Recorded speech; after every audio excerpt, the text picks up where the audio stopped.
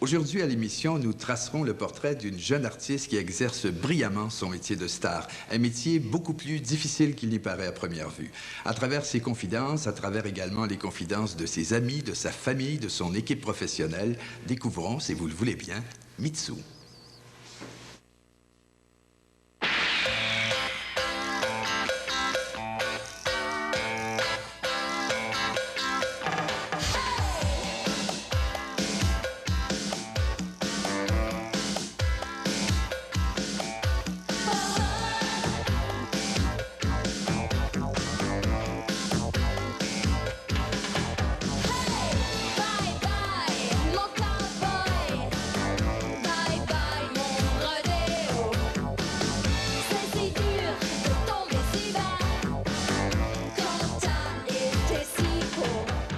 On avait un ami, c'est-à-dire en commun, Éric Pierre Bergen, qui un jour m'a présenté Mitsou. Et à l'époque, je travaillais avec un groupe qui s'appelait Top Sonore. J'étais producteur du groupe. Et Mitsou est venu me parler parce que, bon, j'étais dans la musique, tout ça. Puis c'est resté comme ça. 2 ans après, je l'ai revu. Il était un ami d'un garçon avec qui j'avais commencé à travailler, qui s'appelait Jean-Pierre Isaac, de qui j'étais très amoureuse. Et ensemble, on... Ton premier grand amour, ça? Non. mais c'était un grand amour. Ouais, quelqu'un avec qui je suis restée 2 ans. Et puis ensemble, on avait commencé à travailler des chansons.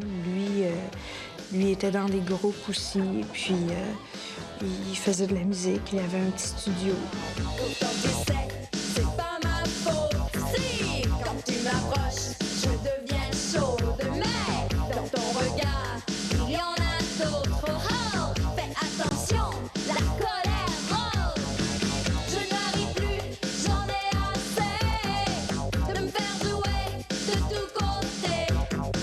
Rien ne va plus, les jeux sont faits. À l'époque, il y avait Jean-Pierre Isaac qui avait fait une démo qui s'appelait finalement Bye Bye Mon Cowboy. Et lui, il avait fait cette chanson-là qui s'adressait à une autre chanteuse. Et Mitsou est arrivé et a dit oh, moi, je chante, je pourrais essayer pour voir comment ma voix pourrait marcher peut-être sur cette chanson-là, voir comment ça pourrait s'incorporer. Puis finalement, j'ai entendu la chanson en question, Bye Bye Mon Cowboy, mais avec Mitsou. Puis quand je l'ai entendue, je me suis dit, ben, j'ai l'impression que ça pouvait peut-être marcher.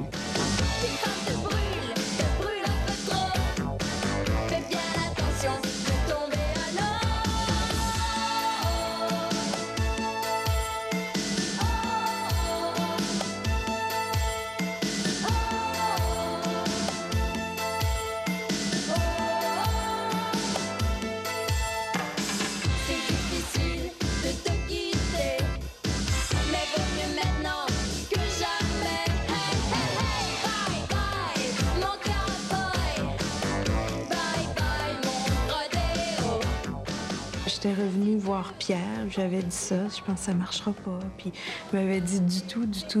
Il dit,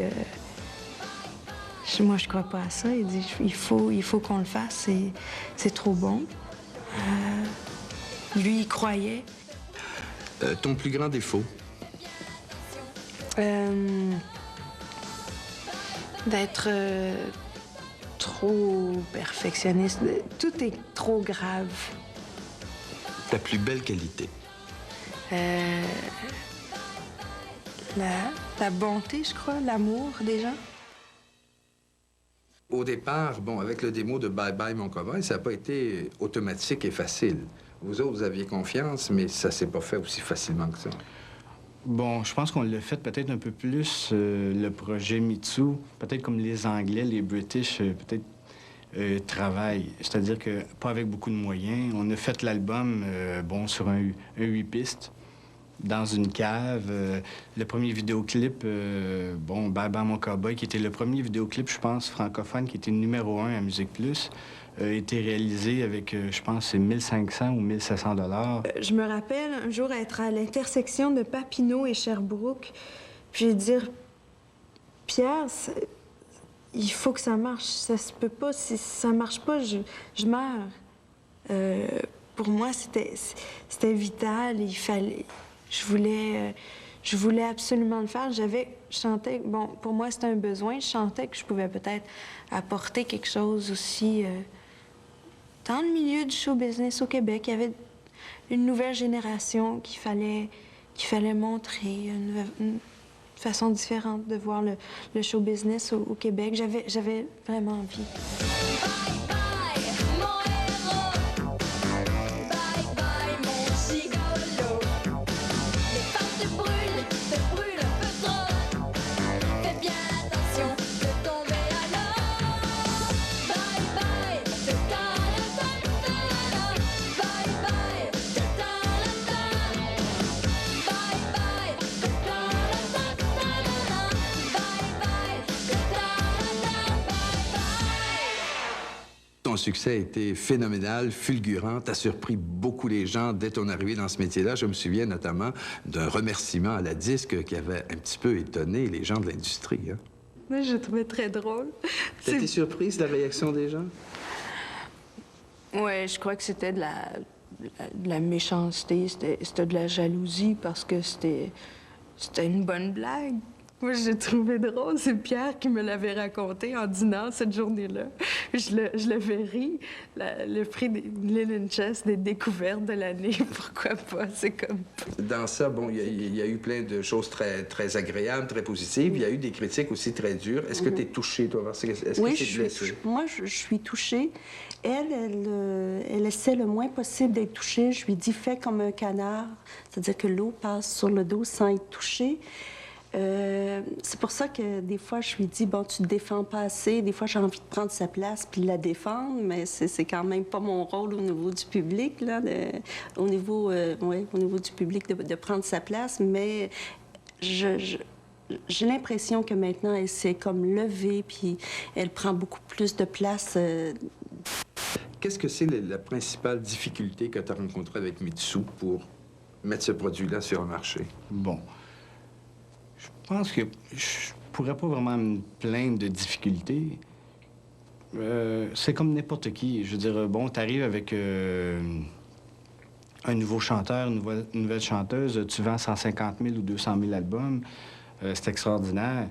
Mais je pense que le vrai travail, il commence au 2e, au 3e, au 4e album. Parce qu'au début, il y a une novelty, ce qu'on appelle, c'est nouveau, tout le monde est excité.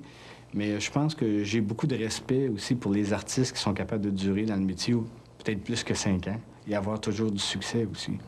Tu as dû te sentir très, très à l'aise quand on t'a parlé de travailler aux États-Unis, où là, il y a vraiment une tradition, un star system très bien établi et qu'on t'a offert un contrat très, très important chez Hollywood Records. C'est une des filiales de Walt Disney. Oui. Mm-hmm. Comment tu as réagi? Comment ça s'est fait, ça? Bien, tout était comme dans un rêve où tu as de la difficulté à y croire. C'est difficile. Bon, tu travailles très fort, puis t'as pas le temps de t'asseoir puis de réaliser tout ce que tu vis. C'est comme si c'était trop d'informations en même temps. Même encore, je relis des notes qu'on m'avait laissées. Bon, va rejoindre telle personne. Tu pourrais écrire des paroles sur telle chanson. Puis c'était beaucoup de travail. En même temps, on me donnait confiance. On me faisait confiance pour écrire.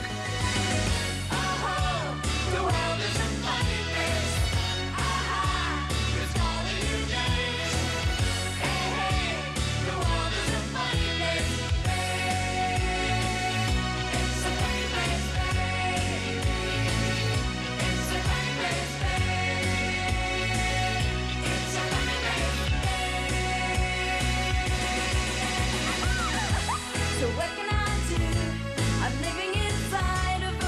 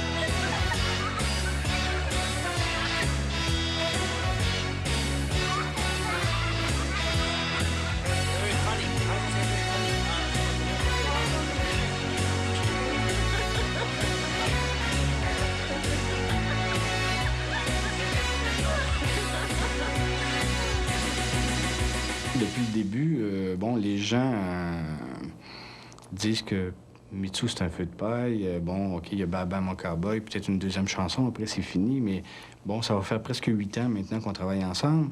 Et pour aller plus loin que ça, l'année prochaine, elle va avoir 25 ans, ça va faire 20 ans qu'elle fait du show business. C'est quand même pas si mal pour un feu de paille. Est-ce qu'elle a changé depuis le succès, depuis qu'elle est reconnue? Avec moi? Avec toi et avec les autres, avec les gens, est-ce qu'il y a une différence? Elle n'a pas changé. Est-ce que la non. célébrité a changé quelque chose dans son Non. comportement, par exemple? Non, pas du tout. Non.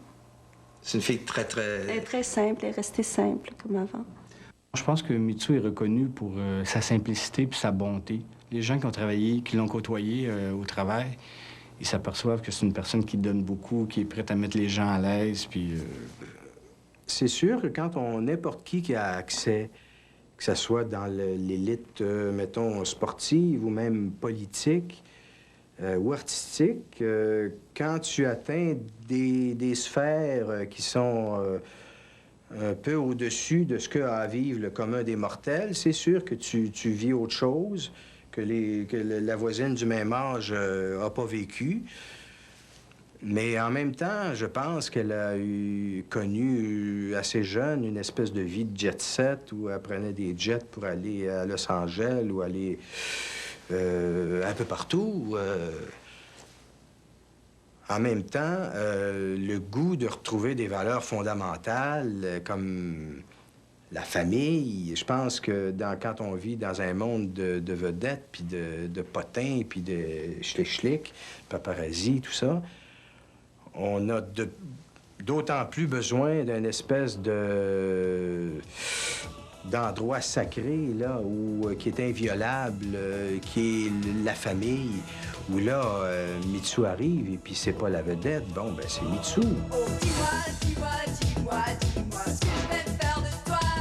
Je ne veux pas de toi, tu ne veux que de moi. J'ai de toi plein les bras. Je t'ai rendu fou, tu me suis partout, t'es rendu à mon cou. T'as pas compris, c'est terminé, maintenant faut t'en aller. T'aurais bien voulu me faire craquer avec tes idées. T'aurais bien voulu me faire craquer avec tes idées. Mais as-tu des contacts plus privilégiés avec ton public? Il y a certains fans que je connais quand même assez bien. Ce sont souvent des personnes qui ont besoin de s'accrocher à un artiste, s'accrocher à un rêve. Parce que leur vie peut être, pas toujours, mais peut être difficile. Je pense qu'on est un petit peu pour ça. On est là un peu pour ça, les artistes. Pour faire rêver les gens, mais pour qu'ils s'accrochent à quelque chose. Elle a un pouvoir, Mitsu. Elle a un pouvoir sur son public, sur sa génération. Elle a un pouvoir, ça c'est sûr. Comment vous le savez? Quelle sorte de réaction vous avez du public? Ils sont positives, les réactions. Parce que je pense pas que tu peux durer 7, 8, 9 ans si les réactions sont négatives à tous les jours. Puis c'est le public qui nous fait vivre aussi. Faut pas oublier ça. Je sors dans la rue, puis je suis un petit peu la petite fille de tout le monde. La protégée d'un peu tout le monde. On me sourit. J'ai beaucoup plus d'attention. Ça doit être très difficile d'être artiste, d'être vedette et de ne pas aimer les gens. De ne pas aimer les étrangers. J'ai pas souri, j'ai pas dansé, mais tu m'as remarqué. J'ai pas menti, j'ai pas joué, mais tu m'as remarqué. J'ai fait courir, j'ai fait marcher, mais t'as voulu rester. Tu fais bien rire, t'es embêté, tu peux bien t'en aller.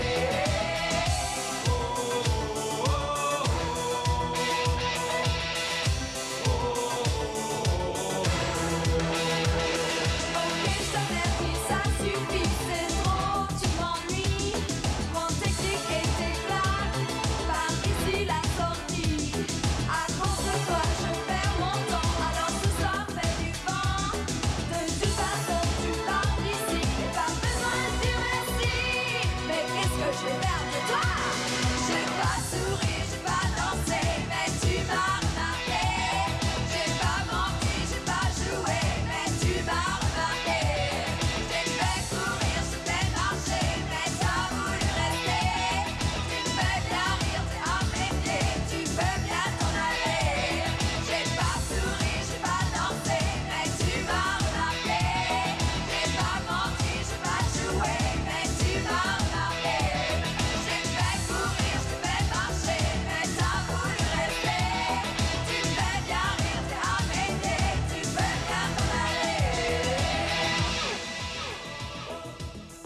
Est-ce qu'il y a une époque à laquelle tu aurais aimé vivre?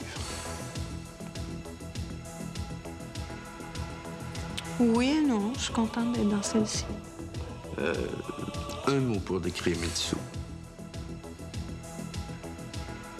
Rondeur. Yuki, tu as toujours accordé beaucoup d'importance à la qualité de vie. Il y a quelque chose de très sage chez toi, de très oriental, de très réfléchi, de très sobre. C'est important, la qualité de vie. Et tu as comme transmis ça à Mitsou et à tes filles. Oui. Au niveau de l'alimentation, au niveau de la détente, du massage, du shiatsu surtout, parce que moi, j'étais vraiment dedans.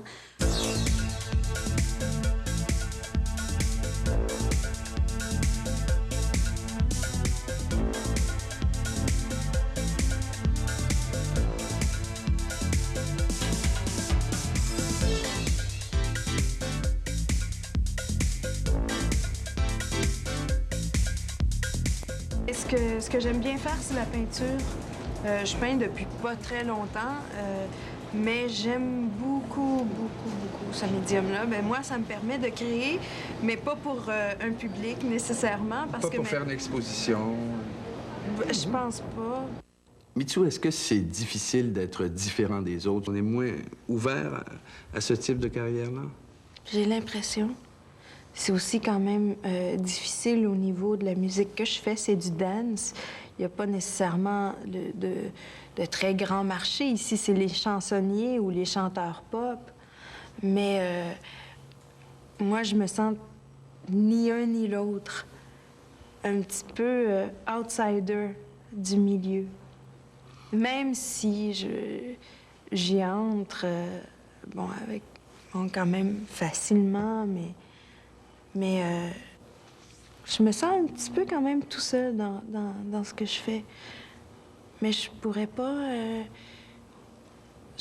baisser la tête puis changer ce que je fais, puis mes rêves, puis mes visions. Parce que j'ai vraiment trop de plaisir à le faire de cette façon-là. Tu veux pas faire de concessions pour, sous prétexte de rejoindre un public plus large? Non? J'ai de la difficulté avec ça.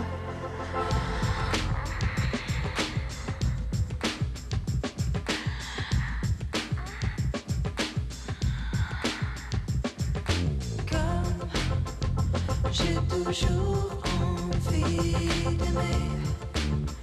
J'ai toujours envie de toi, toi que j'aime. Je m'aperçois que les besoins de les gens n'ont pas vraiment changé. C'est-à-dire que, bon, le besoin d'aimer, comme j'ai toujours envie d'aimer, sera toujours là. Tandis que 25 ans plus tard, le contexte a vraiment changé. Puis pour Mitsou, ben, d'avoir refait cette chanson-là, elle ne pouvait pas passer à côté de ça, je pense.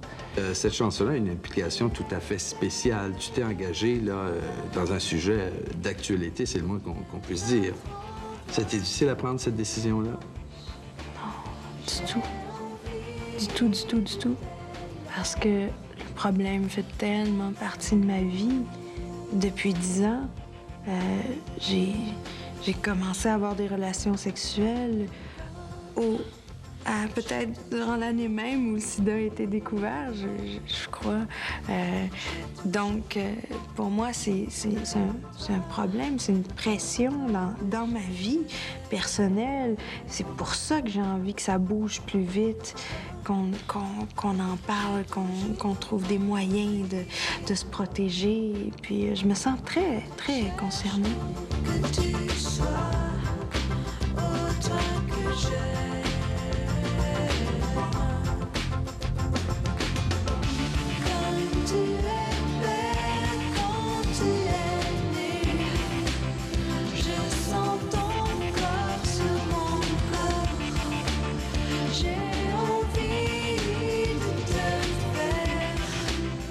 J'essaie de rester très près de ma génération, de ne pas en sortir parce que je fais un petit peu partie d'un milieu différent. J'ai une vie différente. J'essaie beaucoup de sortir, bon, que ce soit d'avoir ma vie personnelle, premièrement, et la vie d'une jeune femme de 24 ans J'essaie de vivre le plus normalement possible à tous les niveaux. J'ai toujours envie de toi. Comme j'ai toujours envie d'aimer. Comme j'ai toujours envie de toi. Comme j'ai toujours envie d'aimer. Comme j'ai toujours envie de toi. Comme j'ai toujours envie d'aimer. Comme j'ai toujours envie de toi. Comme j'ai toujours envie d'aimer. J'ai toujours envie de toi, autant que j'aime.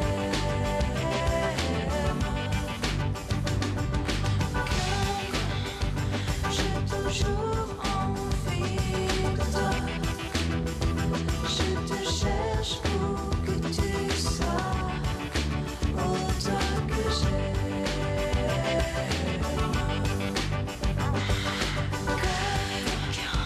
J'ai toujours envie d'aimer. J'ai toujours envie de toi, autant que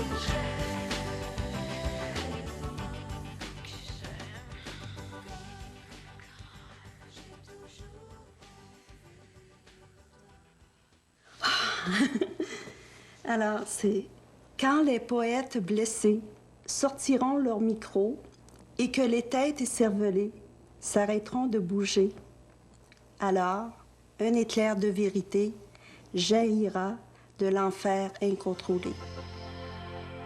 Quel est le pire défaut chez les autres? Genre mesquin. Est-ce que tu écoutes La Petite Vie? Ah, j'aimerais tellement avoir un rôle dans La Petite Vie, c'est mon rêve. Mais tu sais, j'aimerais qu'on parle de cinéma. Tu as dû te faire dire, depuis que tu es toute petite, des milliers de fois que tu avais une tête à faire du cinéma. Et c'est tellement vrai que tu en as fait du cinéma. Coyote, Prince Lazur. Parle-nous de cette expérience-là au cinéma. Le cinéma, on n'est jamais assez près, je pense, pour tourner au cinéma. Ce sont des expériences qui sont quand même très difficiles. Je pense qu'après 2 films, je serais capable, le prochain, d'être encore plus relax et pouvoir bien apprécier tout ce que je vis, puis comprendre que c'est normal d'attendre autant, comprendre que c'est difficile, puis que ça demande beaucoup d'énergie. On a tous bien changé. Si on partait n'importe où. Loulou, je t'aime tellement mal. Fais confiance. On va attendre le résultat du concours. Tu gagnerais rien du tout, puis tu sais aussi bien que moi. C'est pas ça qu'ils veulent. Mais Je supporte plus la médiocrité. J'ai besoin de changement, tu comprends? J'ai la cervelle qui pue. J'ai plein de cul de cette vie molle puis gluante. vas-y. Vas-y, mon Dieu. Fonce. Je sais ce que je veux faire. Le cinéma, c'est mon oxygène. Je ferais n'importe quoi pour être sur un plateau.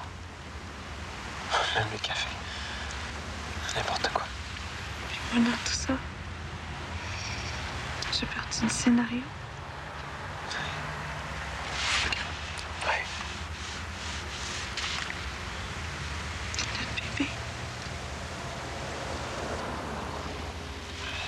Bébé, il éteindra. Pas le feu. On souhaite ça un cadeau. Il n'y a pas que ça, les bébés. Tu m'énerves avec tes bébés. Une vraie obsession. Mais tu me l'avais promis!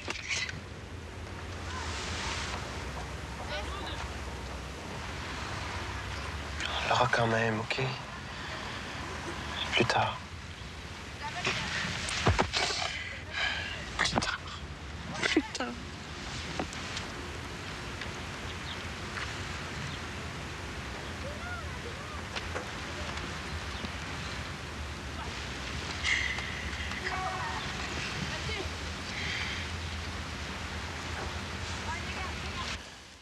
Comment tu vois, Yuki, l'avenir de Mitsu à long terme? Est-ce que tu as une vision du chemin qu'elle va parcourir? J'ai l'impression qu'elle va aller vers le cinéma. Elle va encore chanter quelques années, elle va sûrement chanter, elle peut avoir 50 ans, elle va chanter, mais j'ai l'impression que le cinéma va prendre beaucoup plus d'ampleur. Qu'est-ce qui est la priorité? C'est la chanteuse d'abord? Bon, ce qui est drôle, en tout cas, mon impression à moi, c'est... je pense que Mitsou, c'est une artiste qui se remet constamment en question. Puis le fait de se remettre constamment en question, je pense qu'on manquera jamais de travail. Ça permet d'aller plus loin. Puis je remarque qu'il y a des portes qui s'ouvrent. Bon, on a des offres pour faire du cinéma en anglais, des films anglophones. Bon, puis il y a des producteurs un peu à travers le monde aussi qui ont vu le travail qu'on fait puis sont intéressés à faire des choses avec nous. Puis je pense que ça peut être juste une ouverture sur le monde. T'sais. Le jour où elle décidera certaines orientations, parce que c'est évident qu'on peut être une vedette pop à 20 ans, mais est-ce qu'on peut être encore à 30 ans ou à 35 ans une vedette pop? Je ne le sais pas. Je pense qu'elle aura à faire des choix et puis à varier un petit peu son spectre d'activité. Et déjà, je pense qu'elle sait bien où elle s'en va. Bien là, on est en train d'expérimenter avec des différentes façon de faire des remixes. Là, on est en train, comme mettons, on essaie de faire une track vraiment underground, là, vraiment très loin là, de l'image qu'on aurait de Mitsou, tu sais, pop star au Québec, là, au Canada, là, là.